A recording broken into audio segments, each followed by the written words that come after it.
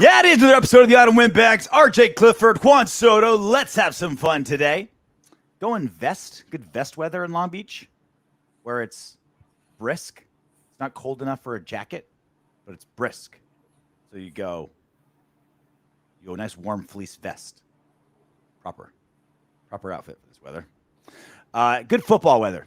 It's going to be in a dome on Sunday, but still. That's going to be great for football weather. Fantastic football weather. In an air-conditioned, climate-controlled dome. Raiders versus Colts. Raiders coming off a little bit of a short week, right? Monday, Christmas game, and then on the road to Indy. So Colts are coming in at 3-point favorites. Over-unders 44.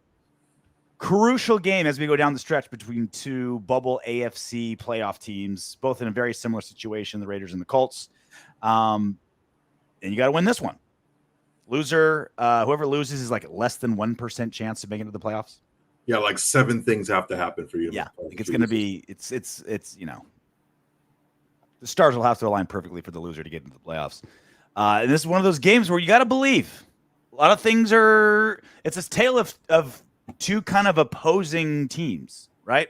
The Colts have lost 2 of their last 3, and they were pretty bad losses. I mean, the Falcons just whooped them.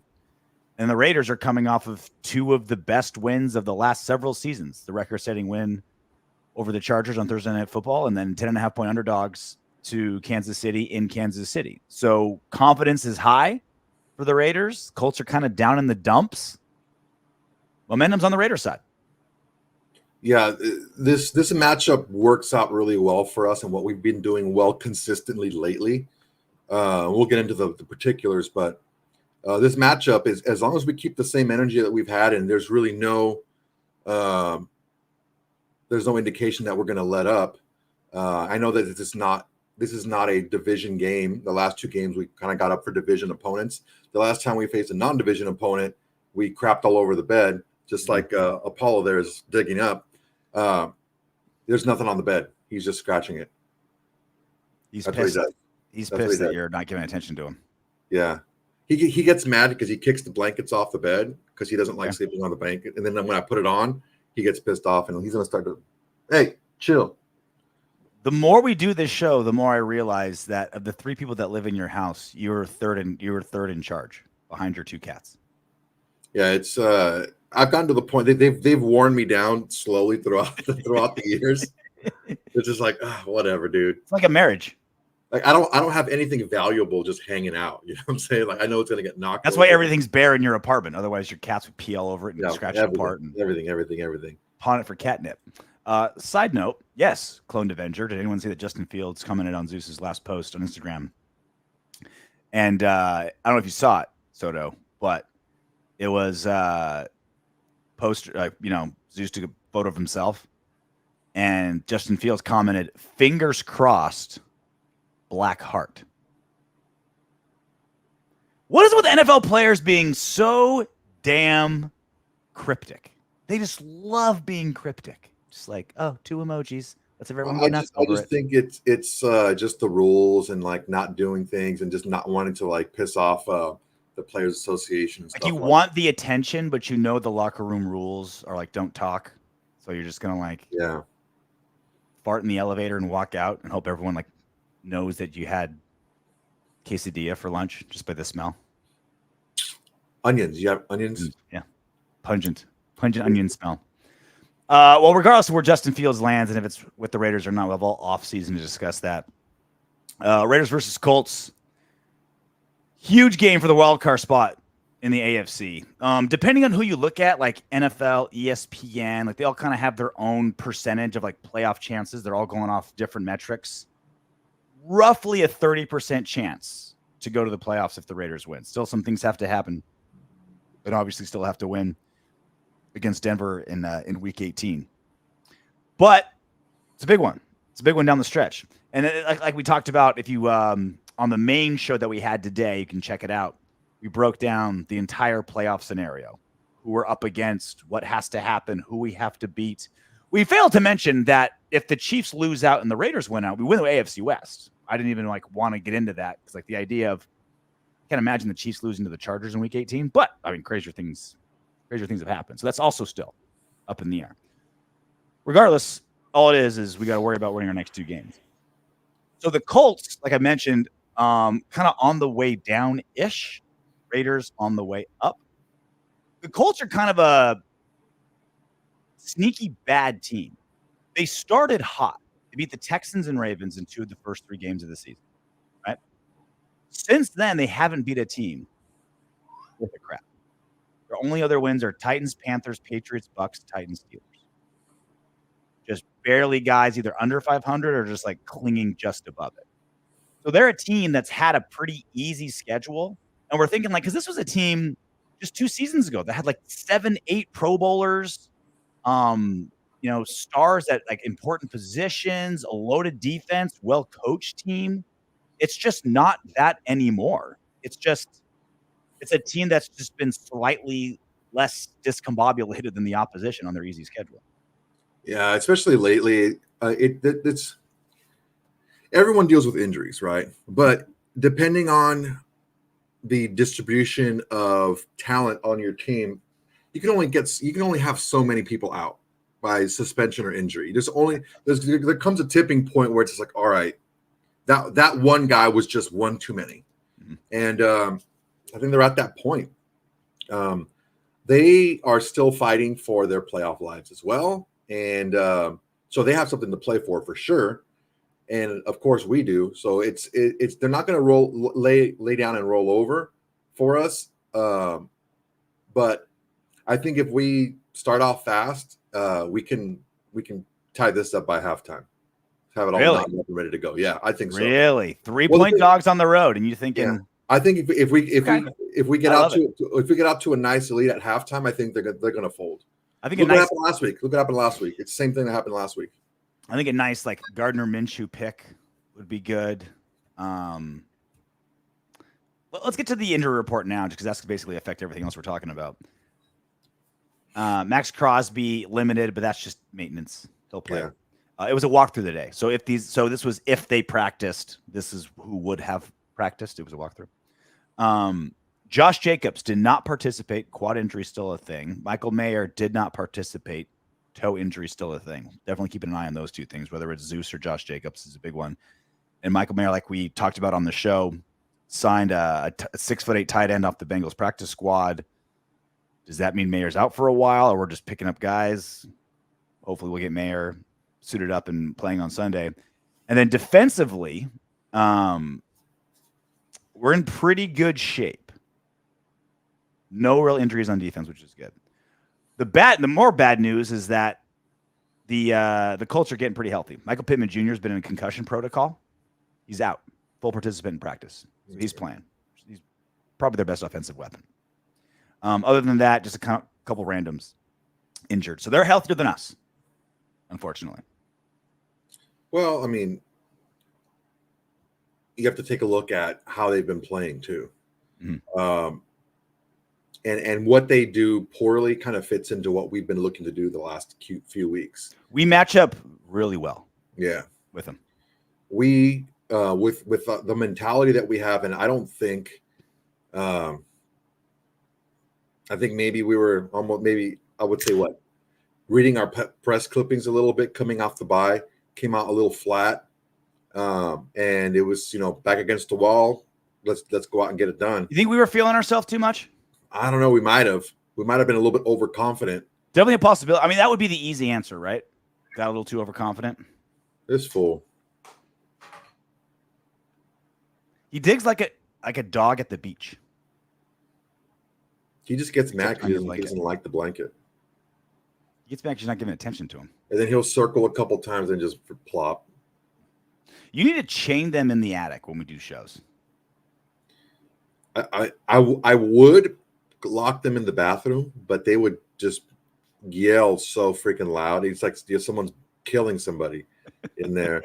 And it's like the bathroom is like Disneyland to cats. There's so much stuff in there for them to play with. Like, does Soto have a sex gimp locked up in the basement? Where are those sounds coming when from? A freaking cat meows really loud, it sounds like a woman screaming. Yeah. It's terrifying. Brutal. So the Colts have had some things not go well for them. First off, obviously injury at quarterback. Gardner Minshew has been playing for him, and he's not a bad backup to have in the NFL. He's a back. He's totally a backup. He's a quality backup. Yeah, once you get a lot of film on him, he's pretty. I wouldn't say easy to defend, but my goddamn beer's leaking. Take over. Jesus. Yeah. So God damn it. So, is that how he drinks so much? He has a hole in his cup, so like half of it leaks, and he doesn't have to drink the other half. So, Minshew's, he's made some comebacks. He's won a couple games here and there, but he's a guy that he thrives in chaos. He thrives in like a wide open offense, things that he can just like get going and just fling the ball around the field. And that's just not the offense he has right now. He has Pittman back, which is going to help him out, especially in the short downs and like the late downs. But I don't see Minshew giving us too much of a problem, especially with the pass rush that we have and how we've been playing defensively. I don't see him giving us too much of a problem. He's not Patrick Mahomes, and he's not going to be able to get out of the pressure that we're going to be able to put him under with our pass rush. And we've been able to get home with 4. So that was a key that we were looking at earlier in the year. I think that one of the things that's how we want our this is how we always wanted our defense to run, is be able to get pressure with 4 so we can play the type of defense that Patrick Graham wants to play with the rest of the players in the secondary. And now that we've got the combination that's working, this is really the Patrick Graham defense kind of shining right now. Falcons got 6 sacks and 11 pressures on Gardner Minshew last week. Yeah, with how our pass rush is going, we're gonna get a couple of balls. We're gonna get a couple of balls defensively. We're gonna get our hands on some of those Minshew passes for sure. It's just the prototype of what Patrick Graham wants to run. How he was able to build up the Giants when he was there. It's this way. It's a pass rushing front 4 where you don't have to blitz. When you do blitz, you make it count. And just hang back, and the rules are very simple to follow when you're only rushing 4 and you have 7 back. So, you see linebackers running free on dump off passes and screen passes. You see those the corners and even the safeties that are up in the box making big plays at or behind the line of scrimmage. That's a Patrick Graham defense. When you're able to do that up front and win up front with 4. That's how his defense is at his best, and that's what we've been doing lately. I don't see that changing too much, and like the adoption of the kind of like the NASCAR style defensive line on obvious passing downs. It's going to be a problem. It's going to be a problem for opposing quarterbacks and opposing offenses, and I just don't see Minshew having the key to unlock this defense, especially late downs. If Mahomes wasn't able to do it, I don't see Minshew being able to do it either. The things that Minshew has going, you're right. 100% what you're saying is right. But I guess the things that Minshew can do is we do struggle against mobile quarterbacks. Obviously Mahomes is one of the best, and he had his season high on carries and rushing yards against the Raiders. And then also he got so many of his passing yards off of scrambling and throwing. And Minshew's not bad on is Minshew scrambling. But other than that, offensively, like our pass rush should get home. The Raiders haven't given up more than 21 points since AP took over, except for the first Chiefs game. Other than that, it's been 21 points or under, sometimes very, very under every single game. Jonathan Taylor is back, but he played like crap last week. 18 carries, 43 yards, 2.4 yards per carry, and he had a TD. There's just like Michael Pittman coming back is nice. Like there's now like a scramble deep threat for Minshew. But other than that, like they haven't had anything special to worry about offensively, right? Unless Minshew just kind of randomly, like 2 or 3 times every season, he plays great, right? Unless it's just one of those games. On paper, we got these guys pretty good. Yeah, the only way they can give us any problems is if they're able to work play action, which means they have to run the ball with Moss and Taylor. And Moss is having a decent year, but they'd have to run the ball effectively, which, I mean, no team has been able to do for a while against us, and use the play action to give Pittman a lot of single coverage. If they do that, it's going to be a lot of 50-50 balls. Like that's just his thing. He's not like a technician route runner. He's a tall, big, strong receiver, and he just goes up and gets it. And that kind of plays into the whole scramble thing, but they have to be really consistent doing that because we don't really give up big plays, especially big touchdown plays. We force teams to inch it down the field. So I don't see if we keep giving them, if we don't turn the ball over, we keep giving them long fields. I don't see it being much of an issue defensively against these guys. So are you still saying the game is wrapped up by halftime? No, I'm saying is if we get up like 2 scores on them on halftime, they'll fold. It's exactly the same thing that happened last week. Is that they were down 2 scores at halftime and they folded. They're just whiny bitches. I just think they have a lot of backup players at a lot of key. I wouldn't say key positions, but a lot of positions that maybe aren't glamour positions. But like in their secondary, in the defensive line, linebacker, like they have a lot of backup guys playing on their defense. That if hype can only get you so far. You have to have some success, and I think we can get up on these guys pretty early. It'd be nice to be able to get the celebration drinking going early on New Year's Eve with the win, because the Colts have been kind of a thorn in our side, right? Like the Jeff Saturday game last year was just the Jonathan Taylor 250-yard game. The when Derek Carr broke his leg on that playoff season we had, and he had like an MVP season. Donald Penn. That was Christmas or Christmas Eve? Christmas Eve. Something like that. Something like that. It'd be really nice to just get like a nip tuck win over the Colts with how they've been a thorn in our side for so long. Yeah, I don't want a nip tuck win. I'm saying like a clean. I want a stomping. Oh, I mean, I kind of just want like a no frills easy win, just a steady, like if Josh Jacobs plays great, if not Zeus gets 140 yards, 2 touchdowns. Farva throws the ball 20 times. We get 2 picks and a fumble recovery. Carlson gets 3 field goals. Just a real nip tuck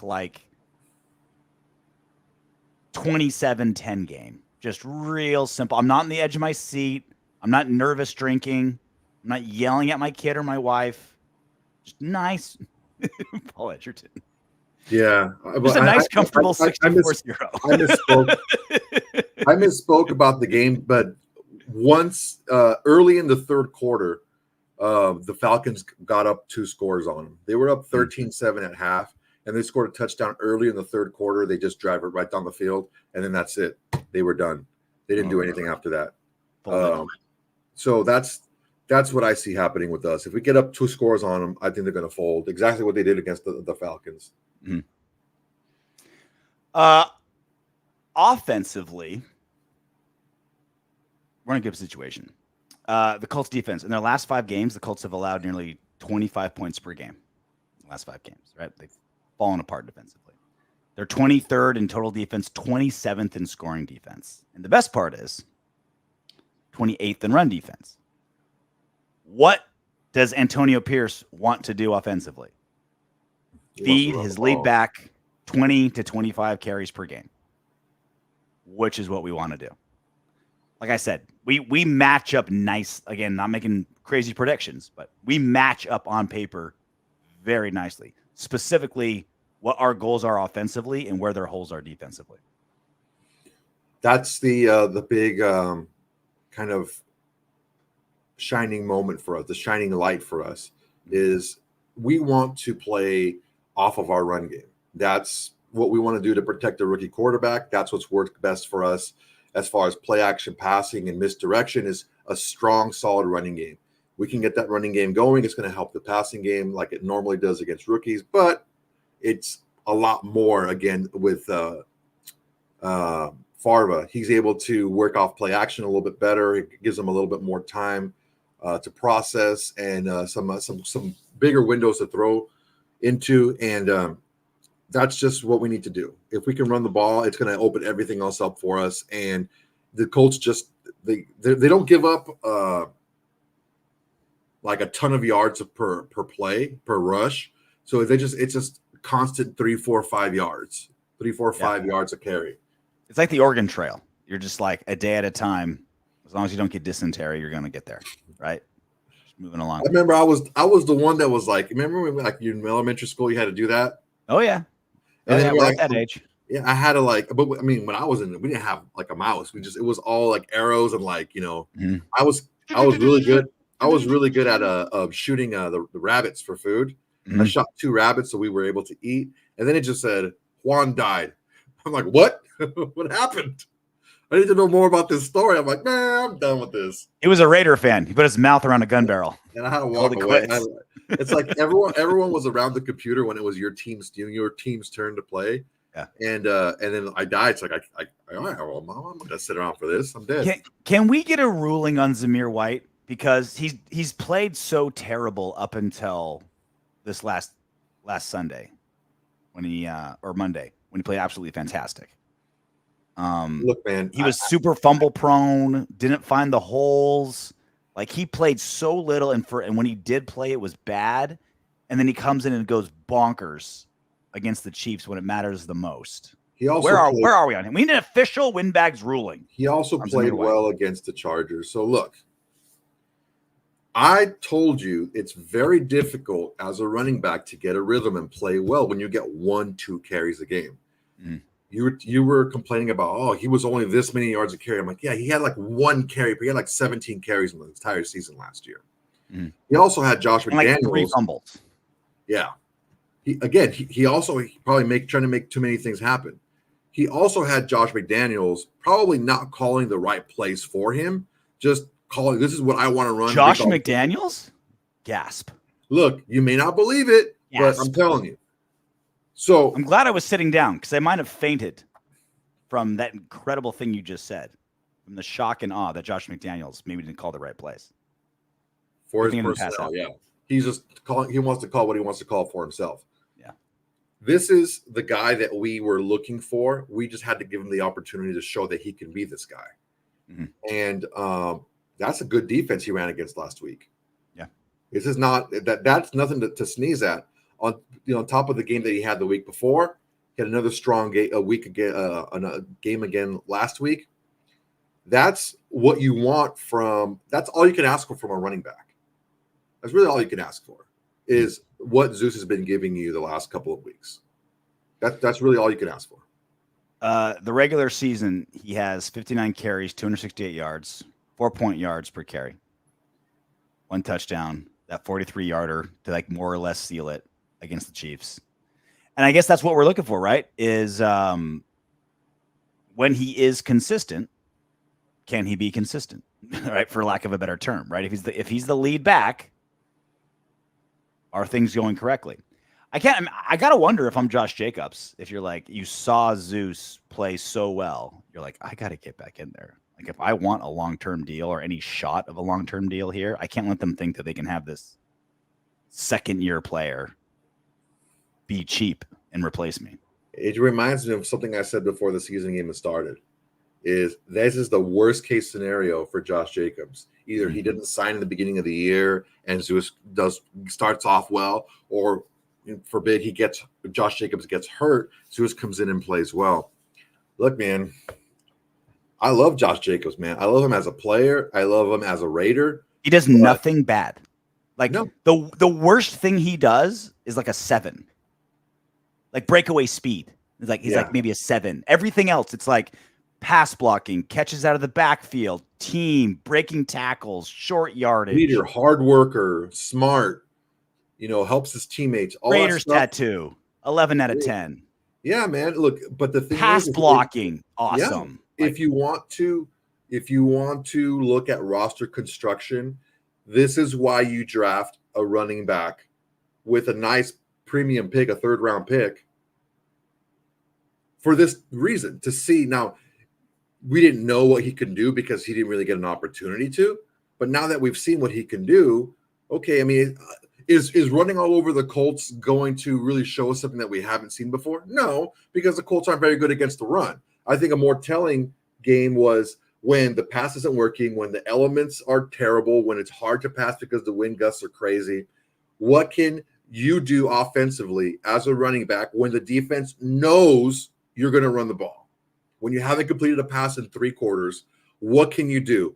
And we saw Zeus be at his best in the 4th quarter, and that's something that you can't take away from him, especially at the defense that he did it against. Yeah, that's the goal, right, of this entire offense, is to run even when we're not running well until we run well, right? Just break them down, keep it going, especially this Colts defense that has all signs of breaking. Let's move on to Farva. Terrible game last week. Obviously, good defense, bad conditions, but no completions for the last 3 quarters after a really strong start. That's always been the case with Farva. Really, really strong start, and it just kind of tapers off. Luckily, this is the type of game where hopefully we don't have to ask a whole lot of him, right? We're looking at like maybe 20 pass attempts out of Farva would be the goal here, especially if Josh Jacobs is healthy and we got 2 really good running backs to move around. But he has done well of bouncing back, right? Vikings scored 0 points, Chiefs 63. All but 2 of those touchdowns were on the offense. This last one, bad. If he's consistently inconsistent, that means he's due for a bounce back game this week, which would be nice. Like I said earlier, the Colts have some injuries in the secondary. And if we run the ball the way that we should be able to run the ball, look, Amir Abdullah is been shown to be, a great weapon. As I'm talking to an American flag, it's been shown to be a great weapon offensively as well on 3rd downs. So if we run the ball the way that we should against this defense, I think it's going to work. It's going to be great. I can see like maybe 15, 16 to 20 for Farva. His Farva-like game, 200 yards, maybe a couple of touches. It just seems like that's the type of game that we're looking at. Cole likes passing early though, and it's worked because it's worked, right? Like there's been so many early games where Farva's like 8 of 9 in the 1st quarter, and like when he's being schemy and like the predicted, the pre-scripted plays, like the first 15 plays, like in an offense are always pre-scripted. He does well, and then it kind of like falls off. I'm kind of down for that to stay that way because everyone's watching the Zeus game. If Jacobs is back, it's like defend the run. Yeah, let's just get pass happy early because it's worked, and then we just start donkey punching them every single play until they break in the 4th. So I see after the 1st quarter, I see us passing for big chunk yardage. I see us taking deep hits. Mm-hmm. Boss Rutan shirt. Nice. Oh, dude. So I think I told you we're moving from Long Beach down to Beach. And so I'm like going through so this was in the very bottom of my shirt drawer and I forgot I had it. Boss Rutan actually gave me this shirt like 8 years ago. Like, oh, I forgot about this shirt. Got Speed Party on, and he's doing the Boss. I have a Boss Rutan shirt when he's wearing like a mariachi outfit. I don't know where I got it. Oh, it's great. El Guapo, right? Yeah. For those of you, I don't know. For those of you guys who aren't MMA fans, do yourself a favor and look up when the show's over.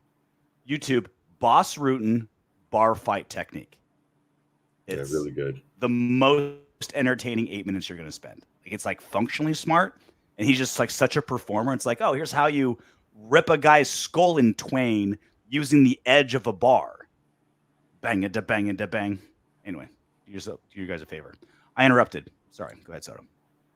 Yeah, I forgot what I was saying, but this guy, look at him. Has that effect on his back, legs not spread. digging. A freaking jerk. Colts also lost one of their best players in their secondary. Julian Blackmon is on injured reserve. Bunch of injuries in their secondary, which is great news for that's what I was saying. We're gonna we're gonna pass. With the script, we're gonna have our scripted passing plays. We're gonna lean on the run late in the game, and we're gonna take shots with Farva, play action. That's what we're gonna do. Take advantage of that secondary biting. Maybe not being as experienced, seeing some of the things that we're gonna do, some of the double moves that we're gonna pull off.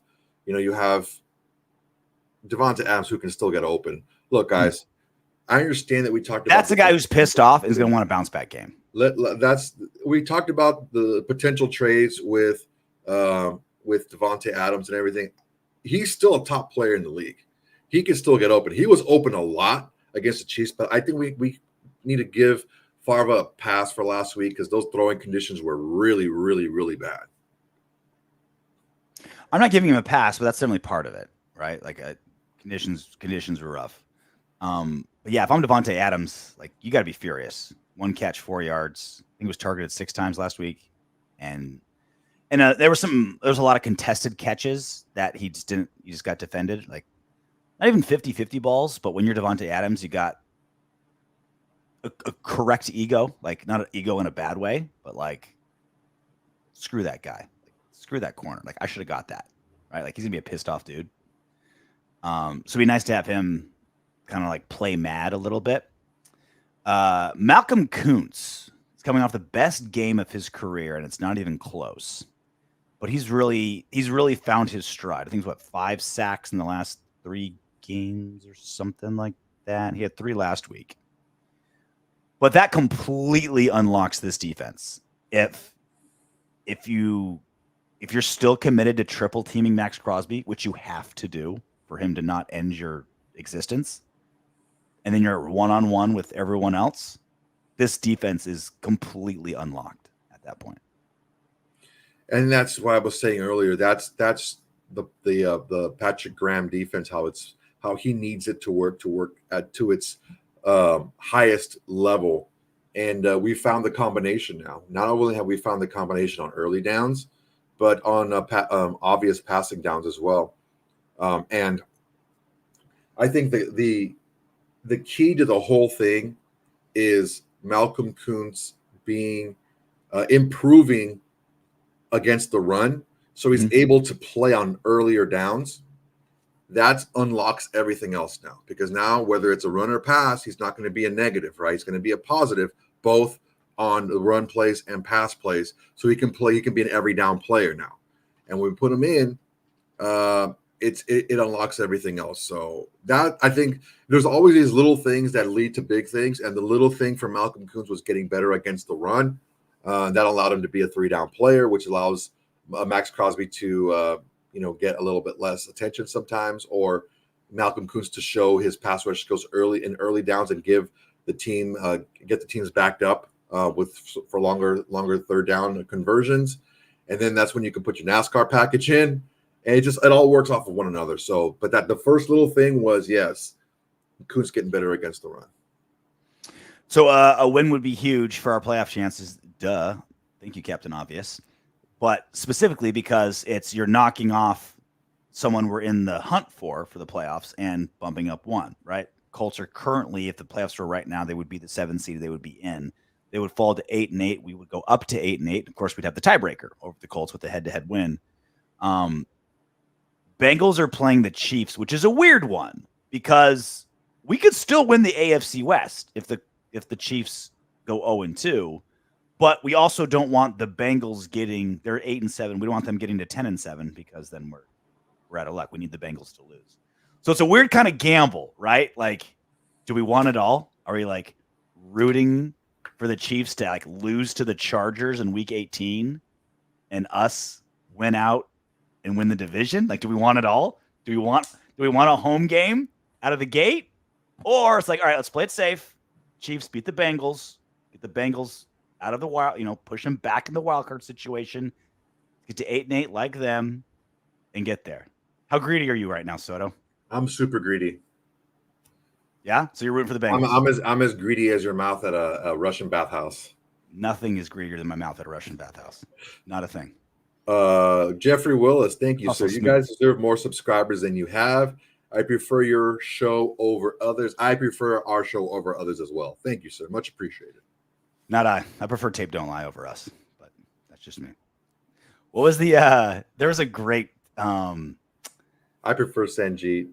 For Sanjeet's best friend of the show. Love Sanjeet too. Sanjeet's amazing, bro. Him freaking man.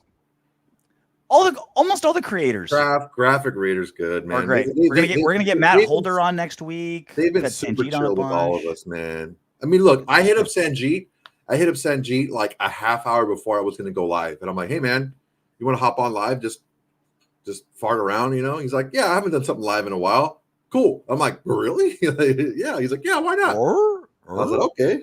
We hopped on. We did about a half hour. Yeah, it was chill. There was a great commercial when Austin Powers 1 came out. And it was also this, like it was the 01, same 02, something like that. Yeah, forever ago. And it was the same summer that first like Star Wars episode 1 came out, right? Like the biggest, like that was the biggest opening in ever, right? A new Star Wars. And so in the trailer, in the commercial for Austin Powers, it was like, if you see one movie this summer, see Star Wars. But if you see 2, see Austin Powers. And I thought, that's great. I'm going to use that one. If you subscribe to one Raiders channel, subscribe to Sam G. Subscribe to 2. Utah. Give it 2. Get the ass end of a bull rhino. I did not. I refused. You know, this was bad back then. It just got even worse with age. I don't stand in line for anything. Like, I don't wait at restaurants for, like, listen, you know what? Full is full. You know what I'm saying? I don't care whether it's a steakhouse or it's Del Taco. I could just care glory less. Holes. It's the only time you're in line. Full is full. You know what I'm saying? Like, I'm not going to wait in line. I saw the lines for freaking, what was it? Not Phantom Menace. What was the first one? New Day or something like that? What was it called? I don't even remember. He said Jar Jar Binks. Oh, it was terrible. But yeah, man, I'm looking, I'm like, what the hell? I'm not going to wait in that line. And some chick I was seeing at the time, she's like, oh, let's go wait in line. It'd be fun. And we'll bring our, I'm like, I'm not going to camp. Phantom Menace. That's a Phantom Menace. Yeah, I'm not going to sit there and wait in line on a sidewalk. She wanted me to do all kinds of dumb stuff. That's why I freaking left her. I've never, ever in my life, and I'm proud to say this, waited in line for any opening, release, tickets, product. Like, I've waited in line at Disneyland to go on rides. Like, I've waited in line to go into clubs when I was in my early 20s. But like waiting in line for like a pair of sneakers or to be the first to see a movie or like whatever the next iPhone is, I can't think of a worse hell. I never did the whole Black Friday thing. I never did any of that. I was like, that just sounds like something. Now, I have gotten up early to go to like, because I mean, last year, I think it was Walmart had this deal where if you got there before 5 a.m., like they opened at 4, and on Black Friday they opened at 4 a.m. And if you got there before 5:30 or something like that, an iWatch was like way cheaper than it would be like after 6 a.m. Okay. And I'm like, I'm like, you know what? Screw it. I'm just gonna go do it. I'm gonna go do it. And I went and I got it, and I went back home and I went to sleep. But there was no line. It was just like, you know, I woke up early, which I don't know why early bird gets the worm. That I understand. Yeah, but early bird get the worm. If there was a line, I would have flipped right back over, gone to the 24-hour taqueria, and gone home, and I would have woken up with such a stomach ache. Every time I have sweet that, iWatch. For a sweet iWatch, and she really enjoyed it. She really appreciated it because her iWatch took a dump. So whoa, wait a second. Time out, bud. Oh, what the hell's 14 and a half hours? I told this story already. I waited in line this year because homegirl wanted to go to this place where they make like cotton candy figurines and characters out of cotton candy. I was in line so for disappointed in you. 4 hours. And I told her, look, I am never doing you take a picture of this. I'm never doing this again. Scrapbook this experience. Ever. I said, this was you burned your one chance with me. That's it. We're not doing this ever again. Okay, I get it. All right. Soccer out in the UK. He's from Scotland. Oh, not Paul, but he's from the UK, right? That doesn't make it okay. Well, whatever, man. It is what it is. I'm not excusing it, but I understand. I'm not saying he did it, but I understand. So New Year's Eve, morning game, traveling, a lot of things going against us. However, we fit nicely. Our offensive game plan kind of fits to their holes in their defense. Defensively, what we're currently doing really, really well is kind of been their Achilles heel. Like I said, Falcons had 6 sacks and 11 pressures on Gardner Minshew last week, and our pass rush is really starting to come alive. Sticky coverage. The only kind of thing I could see beating us, other than the obvious ones, right? A bunch of turnovers, block punts, like things like, the obvious ones. Gardner Minshew gets on his wheels and make some big plays. That's kind of the only thing I could even imagine would be a problem for us. I'm pretty surprised with 3-point favorites. I think they've been floundering the last few games, and the Raiders have a ton of momentum. I just think that when the last two teams that have really been motivated to play against us, we've scored 6 points. Mm-hmm. I think that can't be overlooked. The Chargers just didn't want to play. They didn't want to play. They showed up not wanting to play. They had already quit. They were like we were against the Lions. We had already quit on the coach, and I understand that. Now we did have to go down there and score those points, but the last two games when the teams were really wanting to win, we only scored 2 field goals. So I understand that comes into play, but we have to see, how we bounce back. We can break them. I think we can. We get up to 2 scores. The same thing happened with the Falcons. They broke. We will see. We will do a live post-fight show immediately following on Sunday, before we start getting into our New Year's Eve activities. A couple vids coming out. We've got the main show that went live this morning, our big podcast that we do every week. That's live. Check it out on the channel. Also, we'll do some not some shorts, but like some shorter vids. I just cut a chunk of like breaking down the playoff situation. It'll go live tomorrow. A couple other things as well. The Davante Adams trade situation. A lot of things coming down the pipe as we close up the regular season. But until then, knock on wood if you're with me. Hey, you made it to the end of our video. Great job. I know you want more. Go ahead and click the next video. And if you're feeling crazy, go ahead and subscribe.